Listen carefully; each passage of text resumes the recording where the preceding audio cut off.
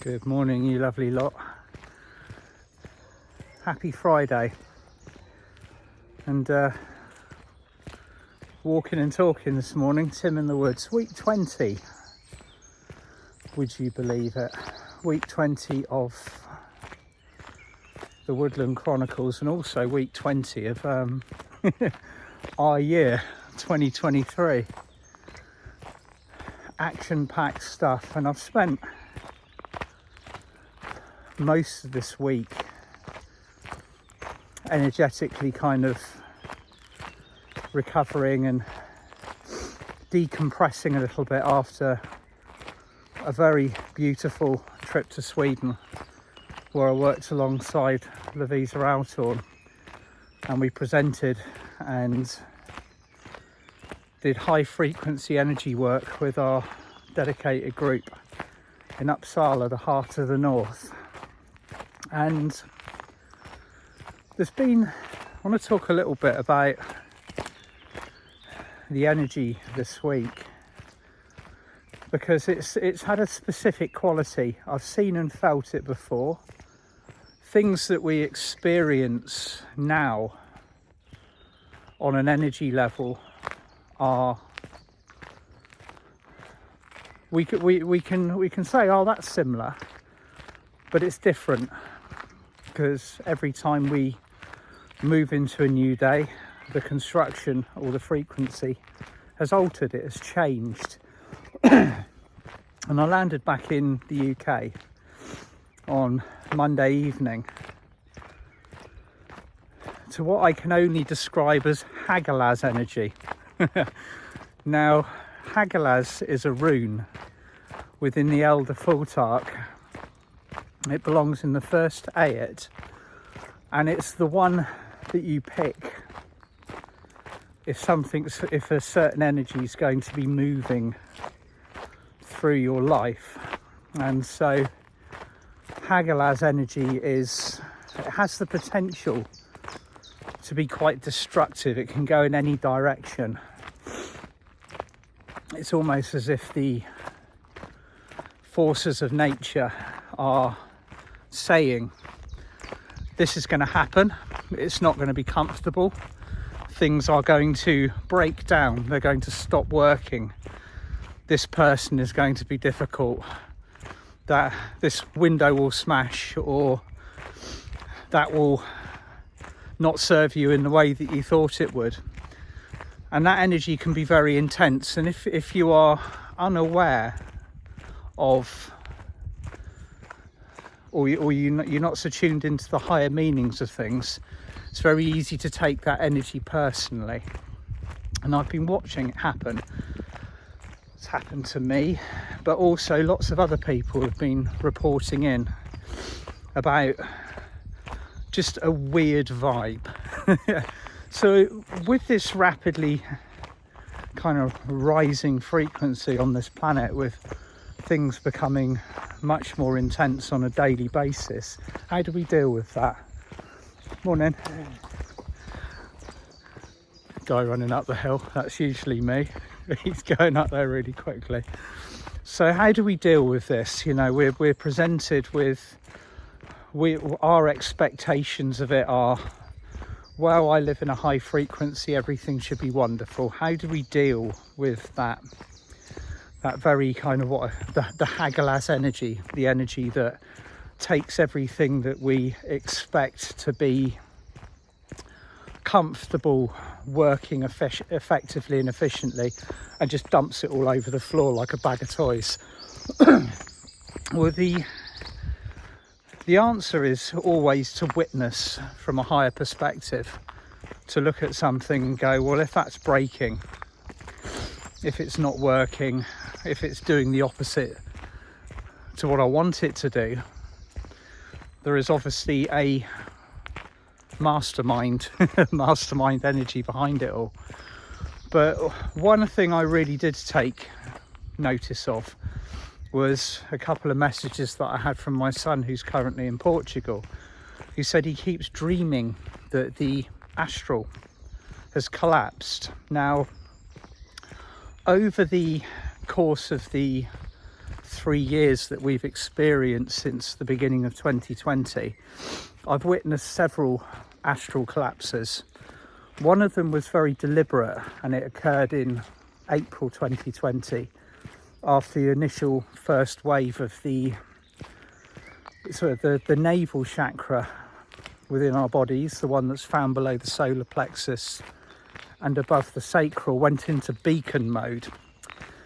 Now, that beaconing sent out a very specific message to all of the other navel chakras on this planet, whether they belong to somebody who's completely unaware, that change is coming, that the Atlantean Ascension gold print was beginning to truly move into its form, where it begins to terraform the world around us to live at a higher frequency.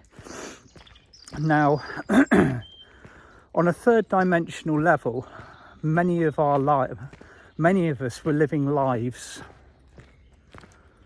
completely intertwined with the astral planes. The way that we thought, the way that we speak, our relationships, all of them were kind of interacting on many cases with beings that we would describe as entities. Sorry, I went off camera a bit there. So, what happens as we move through these energetic purges, these very, very high frequency rises in periods where the light rises very dramatically? Well, for want of a better word, my son's dream was very accurate. The lower dimensional spaces that pre-existed around us break down. They go into a state of collapse. Now, the astral plane, or the astral realms that were intertwined with our existence, are and were home to many, many souls. Souls that have not passed over into the light correctly, or did not want to. Beings that are bound to the earthly planes via their karma, their lessons, their vibration, many, many different reasons. Souls that call the astral plane home. And all of a sudden this home is disappearing. It's not so much disappearing, it's being shown a huge volume of light. And this huge volume of light is not what they would consider comfortable places of residence. So what happens when this occurs is that it's almost like opening a set of floodgates, and before you know it, we've got an abundance of lost souls all around us.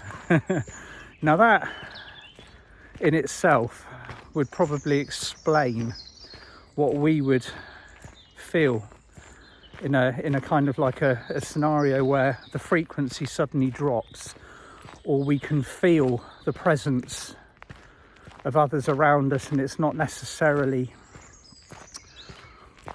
presences that we would want in our bodies and fields.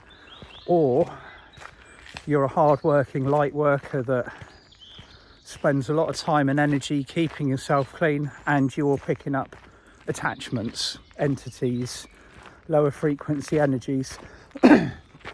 Bottom line, all of these souls are calling for clearance. They've been ejected from their home, and it's our job as light workers to provide that doorstep, open the portal to say go home, it's time. So that's what's been happening a lot this week. It's occurred in harmony with the solar flares. We've had a lot more solar activity. I don't keep an eye on the Schumann resonance like I used to. I remember I used to kind of excitedly report huge jumps in the Schumann resonance, and word has it that the kind of residual benchmark of the Schumann resonance is now permanently high. So it's almost like they base their readings on a much higher platform of energy. I don't know too much about this. I was never an expert in the first place, but I do know that people out there very much look into it. For those of you that don't know what it is, the Schumann resonance is the measurement of the vibration of Earth. So of course, naturally, this is going to be rising, and it's going to be rising fast. This affects us, this affects the nerves in our bodies, the way that our brains work, everything. So to say the least, this week has been feeling quite uncomfortable for many of us. Now, I was going to call the title of this video Calling All Alchemists. When you say the word alchemist, it usually conjures up visions of Merlin, or it does for me anyway, sat in his Merlin's cave, working with crystals and potions and creating wonderful changes in energy. Well, that very much also applies to each and every one of us. We have the ability to bring out our inner Merlin at the moment. Just give you a little stop. I'm right in the middle of the woods. So our inner Merlin is calling to come out, or we are being called to bring it out. So when presented with big shifts in frequency, lost souls, Hagalaz energy, what do you think Merlin would do? How do you think he'd deal with it? Well, the short answer is he would alchemize it. First of all,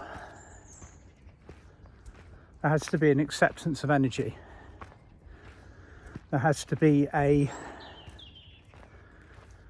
acceptance of energy from a point of view where everything that is occurring will occur, whether we like it or not. That's one of the main things.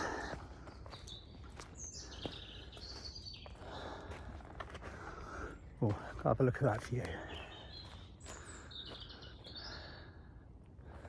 Don't know whether you can see it quite so well from where I am, but I'm climbing. This is the viewpoint. So acceptance of energy. When things get tough, the tough get going. That used to be a song that played over the Tour de France when we were watching the Tour de France in the 1980s, when it was on ITV and Channel 4. So when the going gets tough, the tough get going.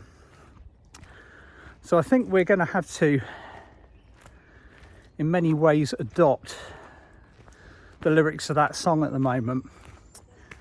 If you're having a bit of a crappy time, if the energies aren't serving you, even if you've worked hard, you've grafted, you've put the time into yourself, but you still feel as if things are not going the way that they should be, this isn't always your fault. You might have spent a couple of weeks or maybe a few days or a few hours cursing the process. You know, why has all this occurred to me? And again, sometimes you just have to acknowledge the fact that Hagalaz energy moves through everything that we do and can sometimes be the best and the highest cure for everything, even though it might not feel like it at the time. So each of you budding Merlins with this inner Merlin calling to come out, calling all alchemists. What would Merlin do? Merlin would alchemize. Merlin would hold the energy. He would bring in his own vibration, which is the most powerful form of alchemy. Despite the storm all around you, you hold your light high, pure, bright and clear.